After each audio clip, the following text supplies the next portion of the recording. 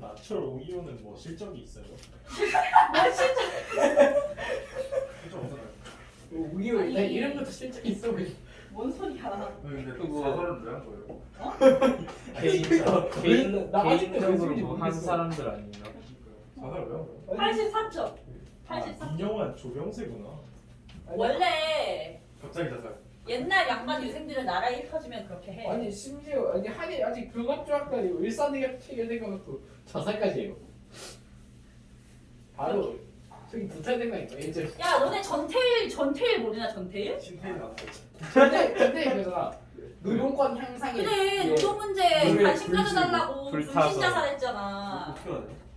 책 읽었어요. 만화책 있는 거. 만화책 개 재밌어. 아 만화책 있어. 개 재밌어 진짜. 후 이런 거 보고서. 아니 만화책 있어.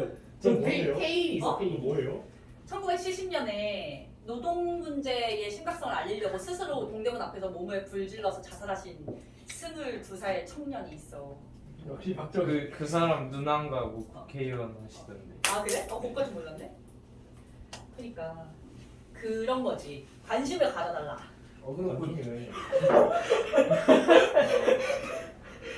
그리고 다양한 역사적 평가가 있을 수 있는 거니까. 그렇군요. 얘들아 3-2. 아 오늘 3연동까지 할 수 있을까? 3연동까지 하고 싶은데. 거기 바로 아니 앞에 3위 운동이요? 84. 이 정도 할 수 있잖아. 할 수 있나? 아 8시. 테스트도 봐야 되니까. 뭐 늦게 끝내면 되지 뭐. 네? 다행히 성사도 좀 더 늦게 끝나고. 저 8시 영어 가야 돼요. 왜? 네. 안 돼. 너 테스트 봐야 돼. 갔다가 다시 오겠죠. 아 영어 여기서? 네. 아 그럼 갔다 다시 와. 안 오겠다. 지금 편성 보니까. 갔다 다시 와. 테스트 봐요. 자, 10년대 이제 독립운동이야. 3-2는 전체가 다 1910년대 독립운동이야. 근데 1910년대 일제 통치가 무슨 통치였어? 무단 통치잖아. 헌병 경찰이 즉결 처분권으로 태형을 때리는데 국내에서 독립운동을 자유롭게 할 수 있을까? 못하겠지. 나 그래서 반드시 기억해야 되는 게 1910년대 국내에서는 비밀 결사의 형태로 나타나. 반드시 기억해. 비밀 결사. 몰래 한다는 거지. 그리고 이제 우리 본격적인 내용 보기 전에 거기 날개단 최응원이라는 분 체크하세요. 사람 이름 최응원. 단답형 나올 수 있어. 이분이 우리 지지난주 배웠던 의병 활동을 쭉 지속해서 하시던 마지막 남은 의병장이야. 최응원. 이제 사진 보면 얼굴이 엄청 부어 계시잖아. 그거 왜 그런 거야? 맞았어. 고문당하고 맞아서 그런 거지. 그치? 최응원 이름 기억하시고 마지막 의병장. 그리고서 이때 활동했던 단체 2개를 배울 건데 독립의군부와 대한광복회 외워야 돼. 무조건 이거 2개 비교하면서 시험 나온다.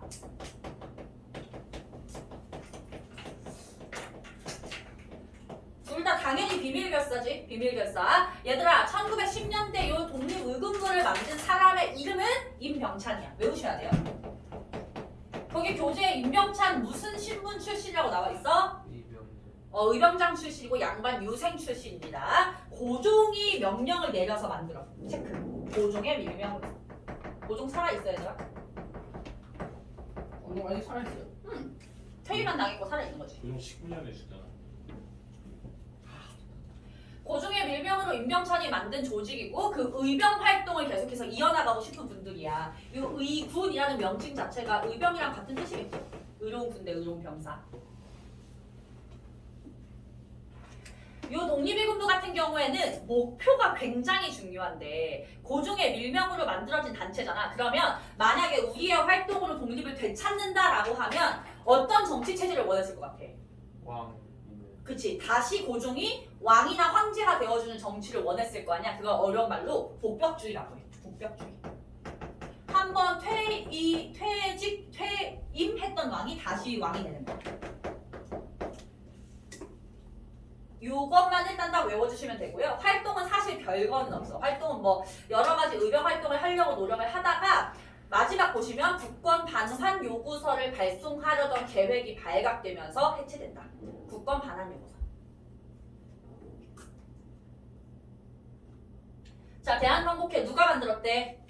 최기중. 최기중, 박상진. 박상진.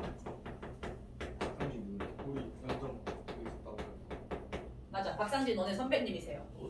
양정의숙 출신이시고 아마 이거 학교에서 수업하면 학생이 언급하실 거야. 양정의숙 나와서 판사였어. 판사였는데 1910년에 한일 병합이 되자마자 그 스스로 사표를 던지고 나오는 거야. 이유는 일본의 법으로 내 나라 사람을 처벌하는 일을 하고 싶지 않다. 라고 해서 스스로 이제 퇴직을 하고서 나와서 이제 이걸 만드는 거지. 대구에서 만들었어. 대구. 김미국 쌤이 뭐야? 우리 지난주에 대구에서 일어났던 민족운동 뭐 있었지? 국제보상운동. 지역으로 엮어서 낼 수 있어 얘들아. 대한광복회 얘들아 박상진이 판사 출신이라고 했잖아. 그럼 뭔가 느낌적으로 근대적인 인물이지. 그럼 이 사람은 정치체제를 이런 걸 원했을까? 아니야. 공화정을 원했어. 공화정. 맞았어. 만약에 국권을 회복한다면 공화정 체제를 원한다 이렇게 되는 것이고 거기 교재에 내가 써놨는지 기억이 안 나는데 내가 의병 계열과 애국계몽 계열을 함께 규합해서 만들었다는 것도 알고 계셔야 돼요. 의병 계열과 애국계몽 계열을 규합해서 만들었다. 안 나와 있으면 쓰세요. 대한민국이요. 예. 그러니까 독립의금부는 의병 계열이라면 대한광복회는 의병과 애국계몽 함께.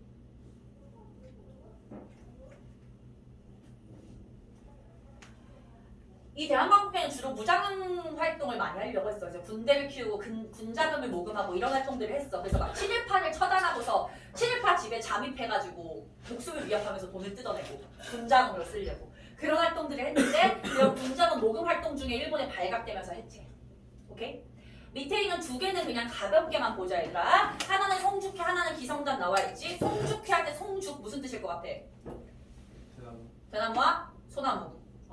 여성들로 구성되어 있고요. 평양에서 이제 여교사와 학생들이 함께 만든 단체다. 여자들이라는 특징 잡으시고 기성단은 안창호가 교장이었던 대성학교 출신들이 만들었다. 걔네는 그냥 이렇게 선택지에 언급될 수 있으니까 체크해 놓으시고 만약에 선생님이 작정한다면 그냥 단답형으로 낼 수도 있겠지. 오케이? 근데 궁금했던 게 그러니까 10년대에서 그 조선인 교육을 막았다고 했잖아. 근데 그럼 학교들은 아직 이런 학교들 왜 남아 있는 거예요? 고등교육을 막았다고 했는데. 거기서도 보통교육만 시키는 거야. 아 여기서도 고등교육? 고등학교를 만들어주지 않아. 근데 그러니까 어떻게 보면 타협이지 타협. 그 막 이화학당이나 배제학당도 이때는 초등부랑 유아부, 유치부 이렇게만 운영을 했었어. 이게 국내 끝이야. 국내는 이거 말고는 없어. 실제로 진짜 너무 탄압이 심해서 없었을 수도 있고 아니면 비밀이 너무 잘 지켜져서 우리가 지금도 모르는 걸 수도 있겠지만 이게 끝이고 대부분 독립지사들은 국외에서 활동한다. 국외. 근데 내가 너네 이번 시험범에서 내용이 어려운 건 없지만 외울 게 많다고 했잖아. 거기 표에 있는 독립운동 단체를 다 외우셔야 돼요. 북외로 넘어간 독립운동가들은 어떤 활동을 하냐면 독립운동 기지를 건설한다라는 거야. 예를 들면 신빈회가 만들었던 뭐? 신빈회가 건설한 독립운동 기지.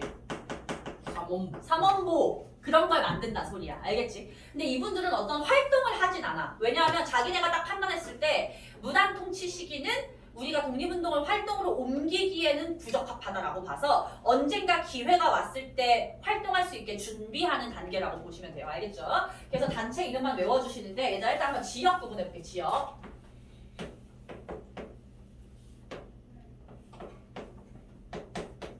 이거 무슨 땅? 러시아. 연해주. 러시아 땅이죠. 여기를 무슨 땅이라고 불러? 간도라고 하지. 간도. 내가 거기 지도 넣어놨니? 일단 지도에서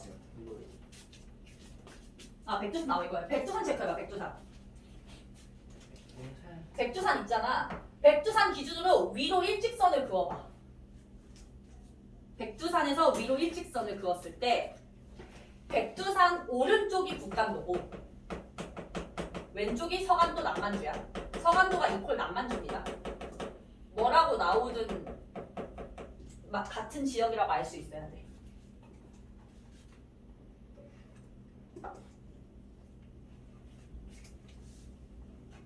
오케이? 그리고 상하이로도 사람들 갔고요. 상하이. 저 멀리 미주, 하와이라든가 미국 본토라든가 멕시코 이런 곳으로도 한국인들 많이 가서 독립운동을 하고. 근데 얘들아, 강도랑 연해주가 상하이나 미주에 비해서 독립운동 기지로서 지니는 장점이 뭐였을 것 같아? 우리 영토랑 가깝다는 거지, 그치? 여기로 간 사람들은 그 점을 이용해서 어떤 독립운동을 하러 간 거냐면 반드시 기억하셔야 돼요. 무장투쟁하러 간 거야. 군대 키우러. 그리고 여기 도시가 없고 허허 벌판이니까 남의 나라 땅이지만 여기서 군대를 키워서 빠르게 국내로 진출해서 전쟁을 할 수 있는 위치인 거지. 상하이는 보통 왜 갔을까? 임시정부. 임시정부 세워지기 전에부터. 외교야, 외교. 상하이는 동아시아 최고의 국제도시였고 요 상하이에 웬만한 나라의 외교관들 다 와 있어. 그래서 상하이를 가면 모든 나라와 외교가 가능했던 거야. 미국은 왜 갔을까? 세서. 맞아. 여기 외교가 가능했고 아까 민기가 얘기한 돈이 여기야. 자금을 모금할 수 있었어. 돈을 많이 벌 수 있으니까 먹고 살려고 가신 분들도 있지만 웬만하면 자기 의식주가 해결되면 남은 돈은 다 독립운동 자금을 보내줬대. 미국에 가신 분들 대부분이. 거의 뭐 자기 월급의 80%를 보내신 분도 있고. 그래서 이제 이렇게 지역별로 독립운동의 목적이나 방향성이 다르다는 거 알아야 돼. 다음 주에 연결된 내용을 계속해서 언급이 될 거고요.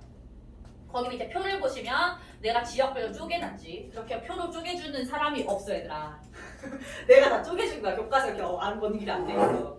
지역별로 나눠놨고요. 세로로는 가로로는 그 한국이 사는 마을 한인촌의 이름, 자치단체 이름. 자치단체라는 건 그냥 커뮤니티라고 생각하시면 되고 학교 이름, 마지막 군대 이름 이렇게 나와 있어.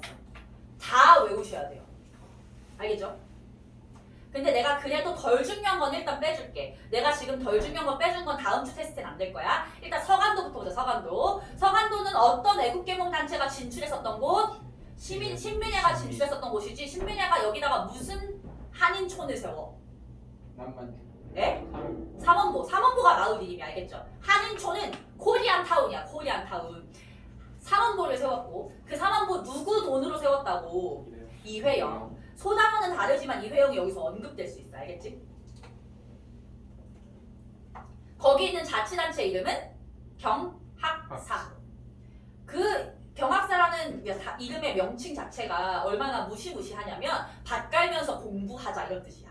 그러니까 거기 간 사람들 진짜 그냥 각 잡고서 돈도 벌고 공부도 하고 독립운동하러 간 거죠. 그리고 거기 나와 있는 학교 우리 배웠던 거 신민회가 세운 시는 강습소. 나중에 이름을 뭘로 바꾼다? 무관학교로 바꾼다. 둘 중에 뭐라고 해도 크게 상관은 없어요. 그리고 군대는 서로 군정서인데 걔는 일단은 안 중요합니다. 괄호 해놓으세요. 그 다음 북간도 볼게. 북간도가 엄청나게 중요해. 왜냐면 얘가 우리 지난주에 지지난주 간도 협약할 때 원래 북간도는 한국인 땅이잖아. 여기에 한국인들 진짜 많이 사셨어. 북간도에는 마을 2개 있어. 명동촌, 용정촌. 용정촌, 명동촌 둘 다 외우셔야 되고 자치단체 이름 간민회. 간도 주민회 이런 뜻이죠. 간민회. 학교 이름 서전서숙 명동학교. 둘 다 중요. 지금 그 명동. 그 명동 아니야? 얘들아 명동학교 출신 중에서 제일 유명한 사람 니네가 아는 사람 있어. 한국인 치고 이 사람을 싫어하는 사람 없어요. 윤동주인데 윤동주. 윤동주가 여기 출신이야. 명동학교. 고장식 안 많이 써. 그래서 그 동주 영화를 보면 윤동주가 그 강하늘이 거기서 약간 그 연변 사투리 같이 써. 북한 사투리 같이. 여기 출신이어서 그래. 간도 출신. 군대는 중광단 나와 있지. 중광단. 얘들아 중광단이 뭐냐면 아까 나철 5기호 물어봤지. 나철 5기호가 만든 종교가 뭐였어? 대종교. 대종교. 뭐를 믿는 종교야? 단군. 단군을 믿는 종교잖아. 그 대종교에서 만든 군대가 중광단이야. 나철 5기호의 활동은 여기서 나와요. 그 중광단이 나중에 이름을 뭘로 바꾸냐면 북로군정서로 바꿉니다. 북로군정서의 장군이 누군지 알아? 김좌진 장군. 김좌진 장군 대종교 출신이야. 나철 5기호는 그렇게 장기적인 플랜에서 그 활동을 한 거지. 그니까 북로군정서 북간도 엄청나게 중요한 거야. 연해주 볼게. 연해주 러시아 땅이죠. 한국인이 사는 마을 이름 신한촌. 영어로는 뉴 코리안 타운인 거지. 자치단체 이름 권업회. 권업회. 좋은 일을 서로 권하자. 학교는 딱히 없어요. 군대는 대한광복군 정도. 정부잖아. 근데 실질적인 정부라고 보긴 어렵기 때문에 군자에서 우리 걔를 사실은 군대라고 보는 거야. 알겠죠? 거기에 대한 광복군 정부에서 활동했던 대표적인 인물이 이상설. 이상설 우리 뭐 할 때 배웠어? 헤이그 특사. 그분이에요. 동일인물. 내가 표에 상하이는 안 넣었지. 상하이는 뺐고요. 딱히 단체가 많진 않아서 미주 볼게. 미주는 얘들아 사실 거기 카나다가 넣긴 했는데 얘가 군대인지 자치단체인지를 구분하는 게 사실 중요하진 않고 이름만 보시면 돼요. 일단 미주 얘들아 스티븐스 죽였던 사람 누구 있었지? 장인한 전명훈. 그 사람들 보석금을 마련하기 위해서 안창호가 미국에 있는 한국인들 모았다가 그게 계기가 돼서 만들어진 단체가 대한인국민회야. 안창호 중심이야. 대한인국민회. 그레이트 코리안 국민회입니다. 굳이 영어를 말하는 이유는 얘랑 이름 되게 비슷한 애가 나중에 또 나와서 헷갈릴까봐 그래. 그레이트 코리안으로 외우세요. 미국이니까 영어로. 그리고 하와이에 있었던 군대로 대조선 국민군단이라는 곳이 있고요. 박용만이라는 분이 주도가 됐었던 단체야. 참고로 미국 하와이에서 한국인 트리오가 있었어. 제일 유명한 사람.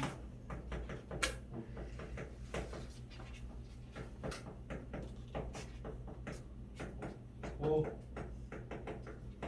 이 세 명이 한국인들 사이에서 가장 유명한 사람들이었어. 지도자 라인에서. 근데 안창호가 대한인 국민회를 주도했다면 박용만은 대조선 국민군단을 주도합니다. 승만이요. 이승만 씨는 분탕질의 대가라서 여기저기서 분탕질을 하면서 정치적으로 넘어서서 실제 팩트가 그래요. 쌤이 대학교 때 교수님, 지도 교수님이 그 이승만 연구하셨던 분이기 때문에 공부를 많이 했는데 그냥 분탕질. 그리고 약간 여자들한테 인기가 많았고 왜냐면 이승만 젊었을 때 되게 잘생겼거든. 그래서 여자들이 막 죽고 못 사는 그런. 박용만하고 사이가 안 좋았고 그렇습니다. 자, 3년 넘어가요. 3년. 이승만에 대해서 다음 주에 더 자세하게 나올 거야. 얘들아 3.1운동 몇 년? 19년. 그러니까 우리가 10년대 민족운동이 국내에선 비밀결사, 국외에서는 독립운동 기지 건설이었다고 아까 봤잖아. 근데 결국은 그 종착역이 3.1운동으로 터지는 거지. 무단통치 시기에 그 10년 동안의 어떤 그 눌려왔던 게 터진 사건이라고 보시면 되고 3.1운동은 당연히 배경이 있을 것이고 전개 과정이 있을 것이고 결과가 있을 거잖아. 배경이 제일 중요해. 배경 별표 3개 하세요. 배경. 국제적 배경도 있고 국내적인 배경도 있어. 얘들아 국제적인 배경으로 봤을 때 1차 대전 시험에 안 나오지만 알아는 둬야 되는 게 요때가 딱 세계 1차 대전이 딱 끝난 시점이었어. 18년도에 끝나거든. 그래서 전쟁이 끝나면 항상 조약을 냈잖아. 예를 들면 러일 전쟁 끝나고 무슨 조약 맺었어? 포츠마스. 그런 것처럼 얘네도 조약을 맺어야 되는데 1차 대전은 너무 얽혀있는 국가가 많다 보니까 조약을 맺기 위한 회의가 크게 열려. 그 회의가 바로 파리 강화회의야. 1차 대전을 끝맺으면서 열린 회의이고 강화는 화해한다는 뜻으로 받아들이시면 돼요. 근데 1차 대전의 승전국 중에서 가장 그걸 리드했던 나라가 미국이었고 그래서 파리 강화회의도 미국이 주도를 하는데 그때 당시 미국 대통령이 누구냐면 윌슨이야. 윌슨. 그래서 당시 미국 대통령이었던 윌슨이 이 회의를 주도하면서 뭐를 발표하냐면 14개조 평화 원칙을 발표해요. 요건 세계사지만 다 알아야 되는 거야. 다시는 이런 세계대전이 일어나지 않으려면 요 14가지의 평화 원칙에 합의를 하자라고 하는 거였는데 요때 윌슨의 14개조 평화 원칙 중에서 가장 중요한 내용이 뭐가 있냐면 민족 자결주의. 별표하세요. 얘는 뭐 단답형도 잘 나오고 일단 민족 자결주의 무조건 시험 나올 거야. 얘들아 민족 자결주의가 무슨 뜻이게? 그치. 민족은 자기 민족의 일을 스스로 결정할 수 있어야 된다라는 거지. 모든 민족은 자기 민족의 일을 스스로 결정할 수 있어야 돼 라는 말은 식민 지배를 받으면 돼 안 돼? 안 되잖아. 그래서 이 소식이 들렸을 때 이게 우리에게는 되게 희망적인 메시지가 된다는 거지. 근데 얘들 알아? 이거 민족 자결주의가 지는 맹점이 뭐야? 이긴 나라. 맞았어. 패전국의 식민지에만 해당이 되는데 일본은 이때 당시 승전국이었다는 거지. 그래서 승전국의 식민지였던 우리나라에 해당이 안 된다. 그러나 그래도 희망을 품어볼 만하다 이렇게 되는 거죠. 그리고 요때 러시아에서는 혁명이 일어나. 러시아 혁명 들어봤어? 그 러시아 혁명으로 세계 최초의 사회주의 국가가 수립이 돼. 그걸 주도했던 게 레닌이야, 레닌. 내가 아까 얘기했지? 레닌 사회주의는 정상적인 사회주의야. 그 레닌이 이제 어쨌든 간에 사회주의 국가를 수립을 했으니까 뭐라고 선포를 하냐면 아까도 말했듯이 사회주의는 불평등을 해소하려는 사상이잖아. 식민 지배를 받고 있는 약소민족이 민족운동을 한다면 우리 러시아가 도와주겠다고 한 거야. 알겠죠? 약소민족에 대한 지원. 약소. 그래서 요때 당시에 내가 아까 말했듯이 독립운동가들이 사회주의를 선택을 많이 한 거야. 이런 것 때문에. 이게 이제 국제적인 배경. 국내적으로는 요 파리 강화회의에서 이런 얘기를 하고 있으니 헤이그 특사 보냈을 때처럼 우리도 거기다가 사람을 보내는 거야. 우리 아까 상하이는 주로 어떤 독립운동을 한다고? 외교였잖아, 그치? 상하이에서 있었던 단체가 여기서 외워주시면 되는데요. 신한청년당.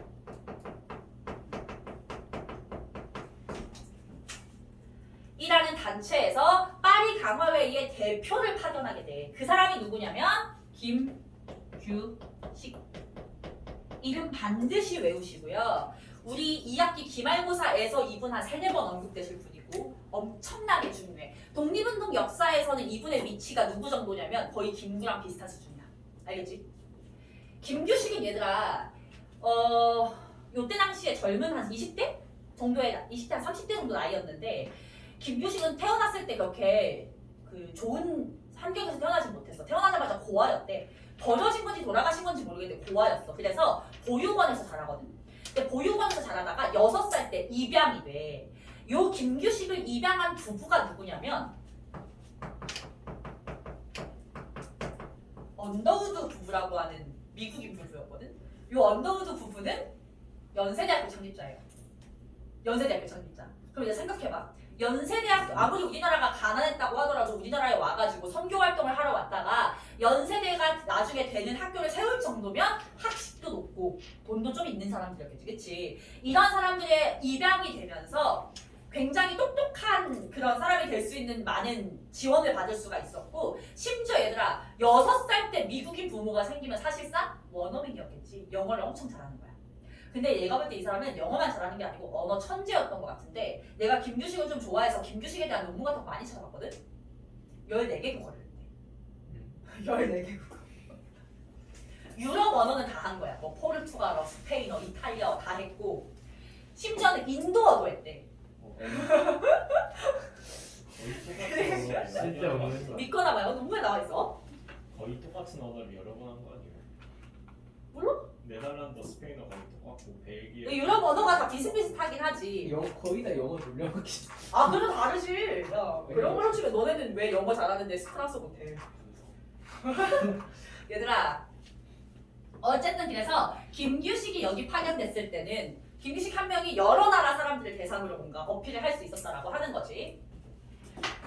그리고 거기 교재에 보면 얘들아, 신규식, 상하이에서 신규식 등이 대동단결선언 발표했다고 나와 있지. 대동단결선언은 네모하고 별표를 하는데 걔는 너네 시험범위 제일 마지막인 3-4 소단원에서 더 중요하게 나올 거라서 거기서 설명할게. 일단 지금은 별표만 해놓으세요.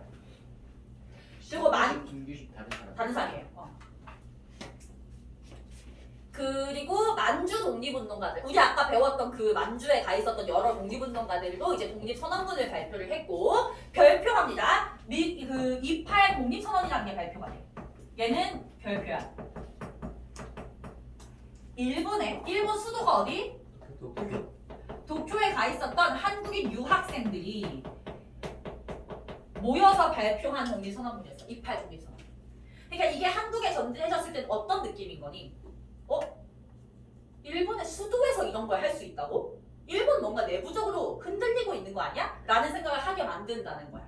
그래서 이게 배경으로 작용을 해서 3.1운동을 하게 되는 거고 이때쯤에 아까 민기가 얘기한 대로 고종이 돌아가셔요. 고종이 죽어요. 근데 고종이 돌아가셨을 때 이 사람이 일본에 의해서 독살을 당한 거라는 소문이 돕니다. 실제로 독살을 당한 건지 아닌지는 지금도 몰라. 근데 고종이 돌아가셨을 때 어떤 기록에 의하면 그 시신에 보라색 반점 같은 게 있었다는 기록이 있거든. 근데 보라색 반점이 시신에게 생기는 게 대표적으로 청산가리 먹었을 때의 증상이란 말이야. 그래서 고종이 워낙에 독살 시도가 많았으니까 독살 당한 거라 소문이 돌았지만 그거를 검시해볼 새도 없이 일본이 시신 처리를 해버려서 영영 알 수 없게 됐어. 근데 아까 독립위군부 임명찬을 누가 후원했어? 그죠. 고종이 후원했잖아. 그거 우리 대한제국 때 그 고종이 황제권을 엄청 강화하면서 황제 재정 담당 기구를 설치하고 거기를 통해서 비자금을 많이 빼돌리거든. 나중에 현대 역사학자들이 그 비자금을 어디다 썼다고 봤더니 가끔 사치한 데 쓰긴 했지만 대부분은 독립운동가 지원하는 데 썼다는 거야. 아까 그 만주 독립운동가들 그런 거 할 때 그 후원금을 많이 썼다는 거지. 그래서 아마 일본이 죽이지 않았겠느냐라고 이제 생각을 했던 거죠, 그때 당시에. 그러니까 이제 국민적인 분노, 막 사람들이 이 고종을 좋아하든 싫어하든 간에 우리나라 한때 황제였던 사람을 일본이 죽였다는 건 엄청난 분노 포인트잖아. 그래서 이제 3.1운동을 하게 되는 거야. 이제 3.1운동은 본격적인 전개 과정을 보면 주도했던 세력을 알아야 되는데 주도했던 세력은 두 개가 있어. 하나는 종교계. 뭐 천주교, 개신교, 불교, 천도교 이런 그 종교계 지도자들이 함께 했고 우리 이 사람들을 민족대표 33인이라고 부를 거야. 그리고 학생들. 대표적으로 누구 있어 학생? 유관순 이런 사람들인 거죠. 왜 하필 종교계랑 학생이냐라고 하면 유일하게 이 사람들은 무당 통치 시기에 언론 출판 집회 결사의 자유가 있었다고 보시면 돼요. 당연한 거 아니겠어? 교회 가서 성경 읽어야 되고 학교 가서 교과서 읽어야 되잖아. 그러면 모인 김에 독립운동 모의할 수가 있는 거고 교과서에다가 뭐 끼워가서 이렇게 의사전달할 수 있는 거니까 이분들이 이제 주도했다는 건 이상한 현상은 아닌 거지. 그리고서 3월 1일 날 모입니다. 왜 하필 3월 1일이었게? 이날이 너네 교과서에는 안 나와 있었나? 고종의 국장일이야. 알아는 두셔야 돼요. 고종의 국장일이라는 거 제시문에 많이 나와. 장례식 날. 그럼 고종 국장일 날 하면 따로 사람들을 불러 모으지 않아도 알아서 사람들 서울 한복판에 모일 테니까 좀 더 편하게 시작을 할 수가 있는 거지. 3월 1일 날 요 종교계 민족대표 33인은 종로에 있는 태화반이라는 식당에 모여서 독립선언서를 낭독하고 학생들은 시민들과 함께 탑골공원에 모여서 이제 또 독립선언서를 낭독을 합니다.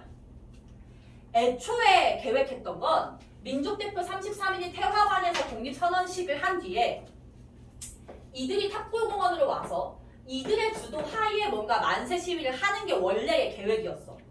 근데 학생과 시민들이 탑골공원에서 아무리 기다려도 이분들이 안 오는 거야. 그래서 왜 안 오시지 걱정되니까 가서 알아보라고 해서 사람을 보냈더니 이 사람들이 뭐 했대? 자수했대. 경찰에. 독립선언서를 낭독을 한 뒤에 경찰에 자수해서 다 같이 이렇게 수갑 차서 이렇게 끌려가. 멈춰. 안 했다고 잖아. 이게 왜 그랬냐면 너네 3.1운동이 비폭력 시위인 거 알지? 만세 시위라는 것 자체가 내 손에 무기가 없다는 걸 보여주는 거잖아. 근데 요 민족대표 33인이 생각하기엔 대중들이 다 같이 뛰면서 만세를 외치는 것 자체도 좀 폭력적이라고 본 거야. What? 그래서 진정한 비폭력은 가만히 앉아서 글을 낭독한 뒤에 자수하는 거. 이것만으로도 충분하다고 생각을 했다는 거야. 이상하지, 그치? 실제로 요 민족대표 33인 중에 한 절반은 나중에 치를 받았대요. 그래서 이 사람들한테 민족대표라는 말을 붙이지 말자라고 하는 주장이 요즘 역사학계에서 나오고 있긴 한데 아직 교과서에까지 반영은 안 됐어. 그래서 우리는 실질적으로 시작한 것은 누구다? 학생과 시민이다 이렇게 봐야 되는 거지.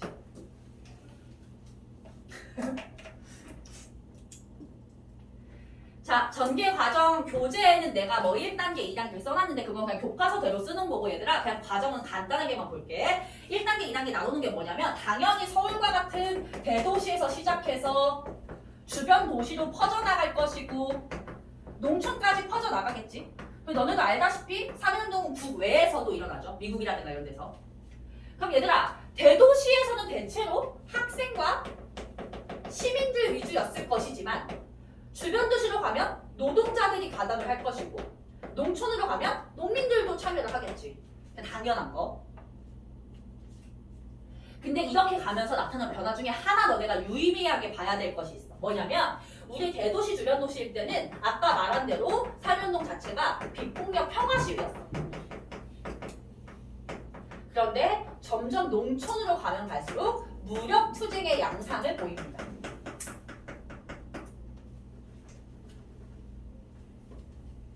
왜일까? 더 쌓인 게 많아서. 맞았어. 이 과정에서 일본이 우리가 비폭력 시위인데도 불구하고 우리에게 무력을 써서 진압했기 때문이야.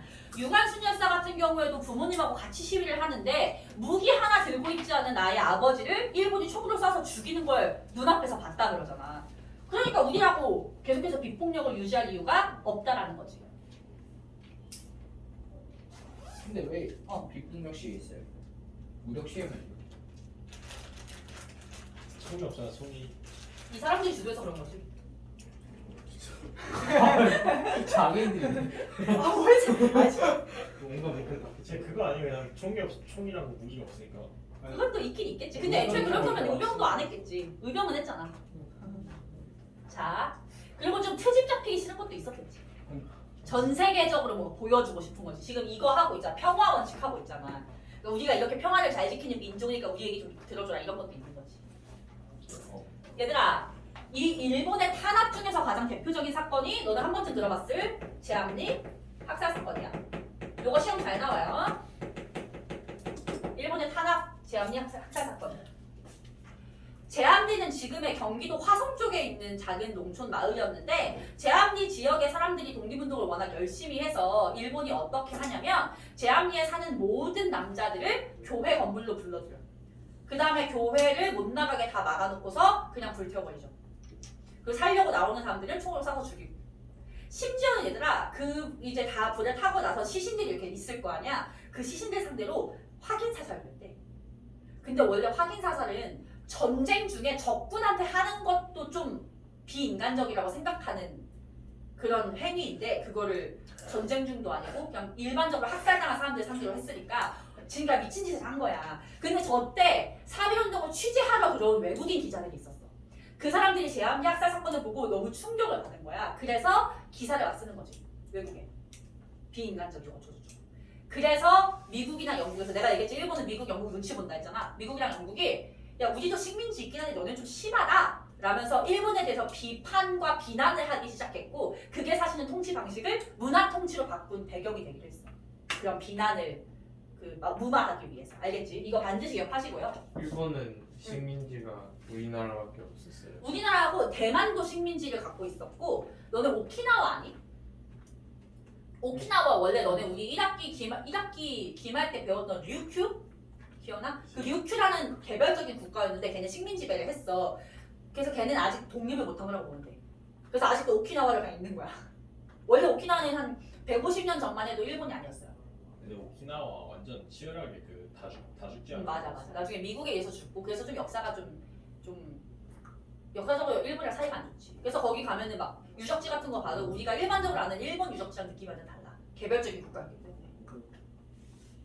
자, 이게 3.1운동이잖아 얘들아. 결과와 영향을 볼게.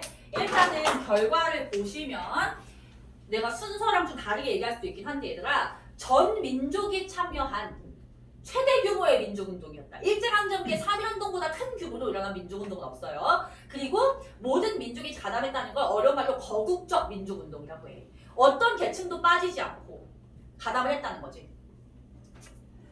그리고서 영향을 보시면 얘들아 3.1운동 있잖아. 성공이야 실패야? 성공 실패를 가누는 기준을 뭐라고 하냐에 따라서 달라지는데 목적을 달성했냐 못했냐로 보면 실패지. 대한 독립을 외쳤는데 독립을 못했잖아. 그치? 왜 그랬냐는 거야. 전국에서 모든 계층이 심지어 미국에서도 이 3.1운동을 했는데 왜 실패했냐는 거지. 그 이유는 바로 여기에 있다고 봤어.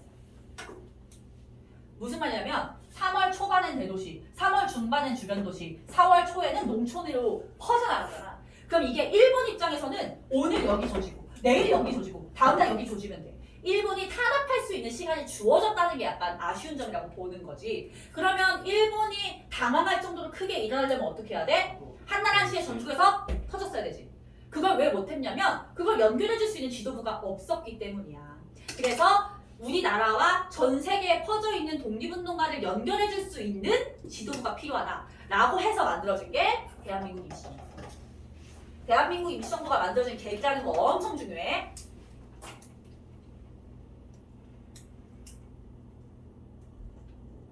그리고 일제 통치 방식은 뭐에서 뭘로 바뀐다? 무단에서 문화 통치로 바뀐다. 무단 통치의 한계를 인식했다 이렇게도 얘기를 하고 아까 얘기한 것처럼 국제적인 어떤 여론을 갖다가 무마시키기 위함이기도 하고.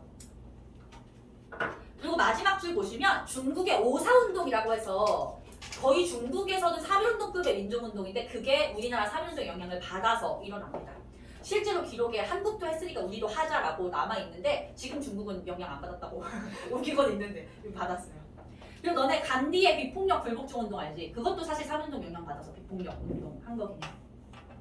오케이? 끝. 오늘 씨도 여기까지. 근데 나 교재 덮지 말고